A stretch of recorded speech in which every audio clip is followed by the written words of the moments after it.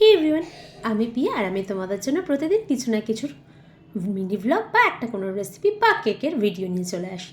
So আজকে যেটা নিয়ে এসেছি আমার বাবুর টিফিনে দেওয়ার জন্য একটা একদম ইজি রেসিপি। ও অনেক দিন ধরেই বলছিল আমাকে এটা পিৎজা করে দেবে। আমি বললাম ঠিক আছে, সময় হলে করে দেবো। হঠাৎ কি মনে হলো যে বাবুটা এতদিন ধরে কি বলছে, চলো আজকে করিয়ে দেওয়া যাক একদম ঘরোয়া স্টাইল একটা পিৎজা। মানে এখানে একটু ময়দা মাখা ছিল, সেটা নিয়ে নিয়েছি। সেটা বেলে নেওয়ার পরে অল্প একটু ময়দা দিয়ে তার উপরে দিয়ে দিয়েছি একটু করে ফর্কের টাচ।